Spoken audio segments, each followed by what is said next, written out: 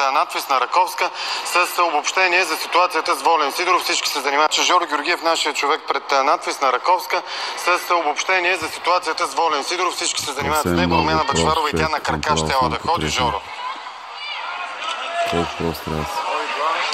Добър вечер отново. Намирам се този път отвън пред надпис. До преди секунди бяхме всички вътре. Студенти, Волен Сидеров и неговите хора. Преди секунди пристигна и шефът на СДВР. Студентите обаче бяха помолени лично от своя ректор, който също е тук, да напусна сградата на надпис, за да може по-лесно и Волен Сидеров да си тръгне. Той обаче все още е вътре. Тук е и главният секретар на МВР. Това, което знаем от разпрата, тъй като до този момент всичко е на ниво словесен двубой. От разпата разбрахме, че господин Волен Сидеров издирва човек, който го е ударил и според думите му това е студент от надпис. Затова той е влязъл вътре. Госпожо Бъчварова, какво се случи? Камерите също. От другата страна, минете от другата страна. Господин Сидеров, трябва ли да напусне сградата на надпис? Оставете ви, че свършим работа, после ще говорим. Кажете само каква е информацията, която вие разполагате до този момент. Каквато виждате в момента. Тук, ние се разпустим. Елата насам.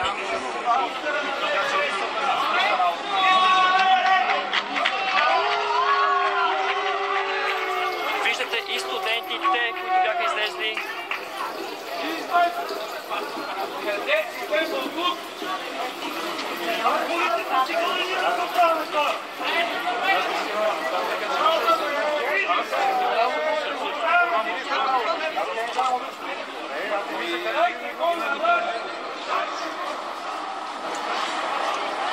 Господин Местан, може ли една секунда един въпрос? Според вас какъв знак е това, че почетният председател на ДПС не гласува?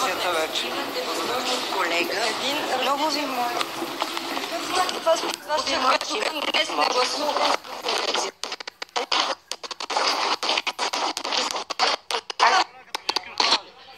Имате ми място.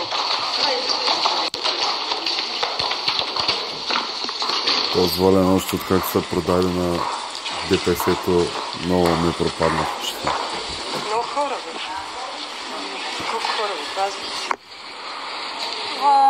Задава конкретен въпрос на лидера на ДПС Лютви Местан. Какъв знак е това, че почетният председател на Движението за права и свободи Ахмед Доган днес не упражни правото си на глас? Отговор не се получи.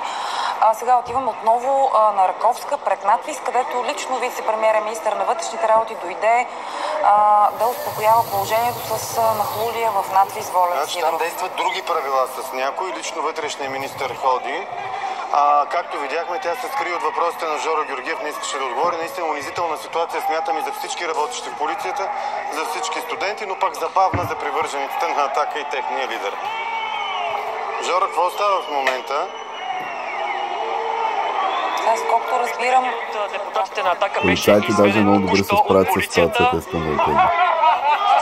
Волен Сидеров обаче все още е в сградата на надпис. Един от депутатите беше току-що изкаран от служителите на страх да не го бъде. Виждате, студентите са отвън, от другата страна на барикадата. Волен Сидеров обаче, може би в момента разговаря с вътрешният министър Румяна Бъчварова вътре в сградата на надпис, барикада. Ето, видяхте един оператор току-що изведен отвътре. От едната страна на барикадата са студентите, а от другата страна е лидерът на Атака, може би в разговор с ръководството на МВР. Полицейски кордон охранява двете страни и ги разделя една от друга. Още един депутат от Атака, виждате, е изведен от полицаите.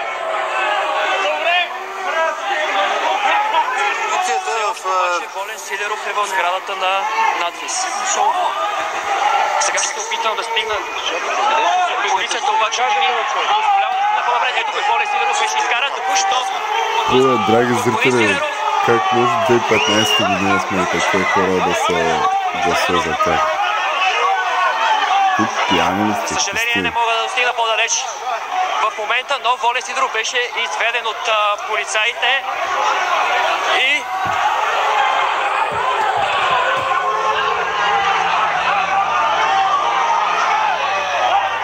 опитваме да достигна до него.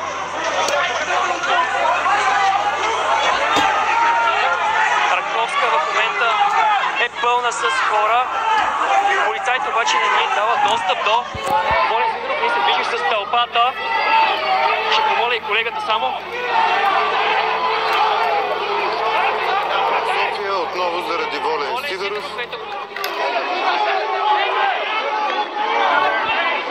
Продължава да не е задържан или поне не виждаме да го задържат. Изведен от полицейските сили. Не да го пуснат сред тълпата, като е отворено. Не могат обаче да бъде изведен. Ще опитам с колегата. Бисер.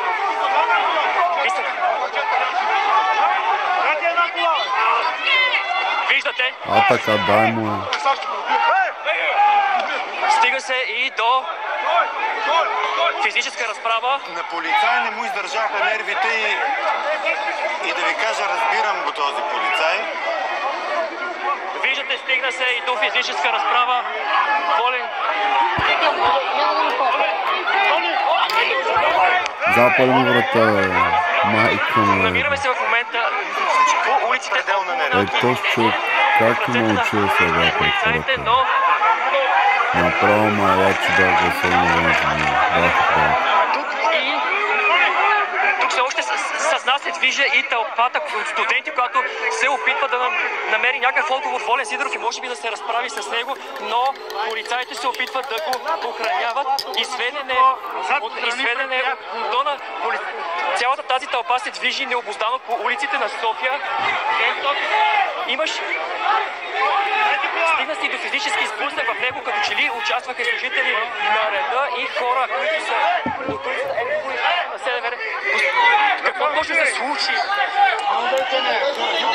На живо сме, какво точно се случи, ще ни обясните ли? Арестува ли е господин Сидеров? Запалиха му врата, какво се случи? Никой да не мърда надолу!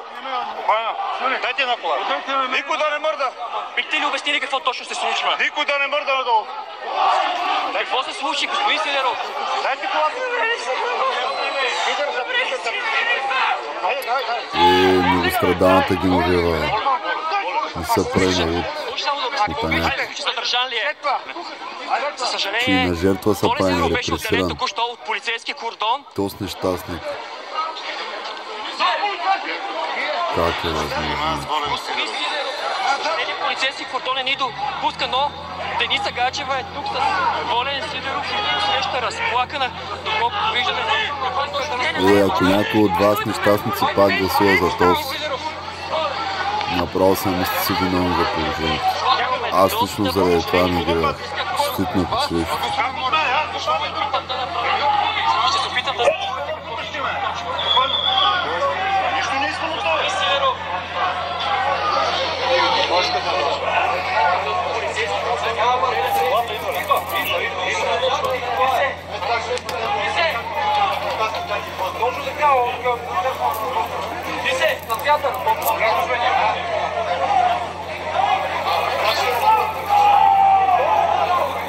Виждате прегръдка между Волен Сидеров и Деница Гаджева.